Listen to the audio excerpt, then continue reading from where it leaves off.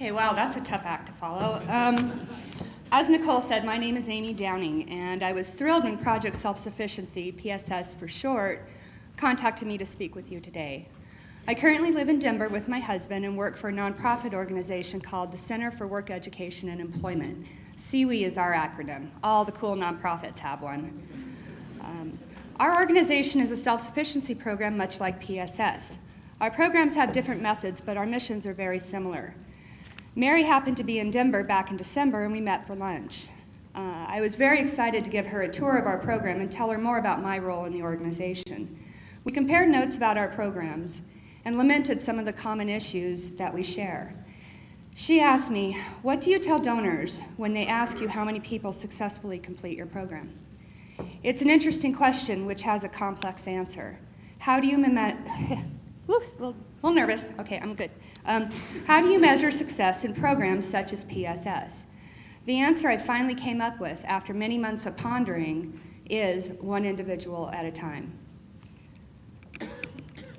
Okay, let me tell you a little bit about myself and why I'm here with you today. Back in 1997, I was introduced to an amazing organization called Project Self-Sufficiency by my mom, who was desperately looking for help for her wayward daughter and young grandson. I am still in awe that I was lucky enough to have found my way to PSS during that leg of my journey towards self-sufficiency. I am a grateful graduate of PSS, completing the program in 2000.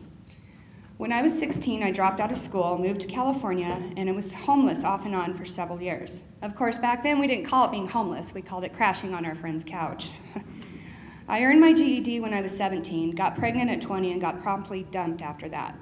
So I had some choices to make. The funny thing about making choices, up to that point in my life, I was infamous for making some really bad ones. Determined to end that streak and being very motivated for the new life growing inside of me, I cautiously tried making out a few choices with my changing perspective.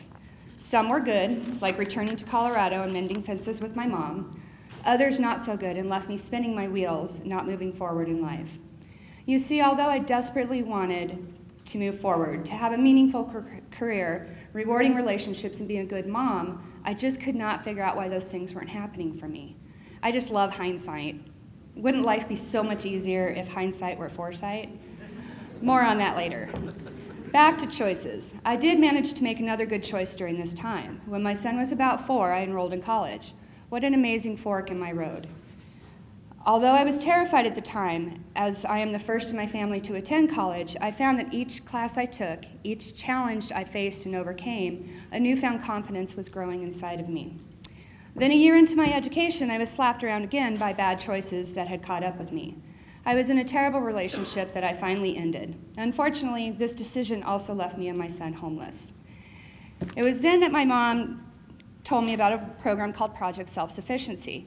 I contacted them and went to an orientation. Cool, they were going to consider me for an apartment and require I finish my education? Nice. All I had to do was meet with my program advisor once per month, set and achieve goals, and follow other program rules. Piece of cake, I thought at the time. Somewhat smugly, I might add. What I didn't realize is the profound change that would occur for me and my son because of the choice to be a part of this program. Most of my life choices I made had sent me spinning off in all directions. Very little thought or deliberation was put into my decision-making process. I was kind of like a pinball, wildly careening from one decision to the next. What I failed to realize at the time was this haphazard approach to life was determining my path, the good, the bad, and the ugly. Lovely, lovely hindsight. I was on the wait list for an apartment for about a year. During my long wait, I grew desperate. My living situation was deteriorating rapidly, and the family member we were staying with kicked us out on the street. I remember calling my PSS advisor, Nicole, in tears, completely panicked. What she told me was music to my ears. My apartment was ready. We could move into Willow Place. So began my journey down a new path. How do you measure success? Well, for me personally, I learned to measure success in small increments. I had to learn a new way to live, a new way to make decisions and choices, to be accountable for the first time ever for those choices. And boy, did Nicole hold me accountable. The PSS program provided me and my son stability and sanity in the form of subsidized housing. Thank you so much, Loveland Housing Authority. Community and commitment, pride and perseverance. The donors to this amazing program supplied me and my son with so many small luxuries that many people take for granted, unless, of course, you don't have them.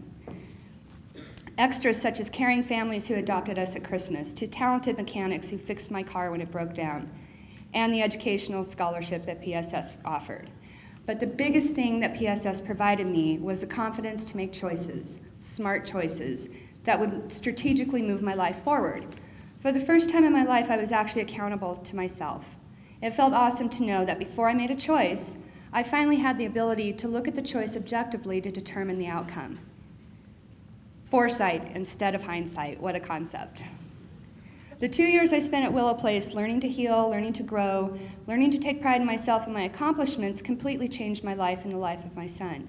He had a better, stronger mother who he could rely on to make good choices for herself and for him. So for that wonderful gift, thank you so much to the PSS staff and donors. So what have I been up to since leaving PSS? I graduated from the program after earning my BA in psychology. I began dating my loving husband during my final year in the program, and we just celebrated our 10-year wedding anniversary. We have successfully blended our family and have raised 3 remarkable young people and are in the process of raising our 9-year-old daughter.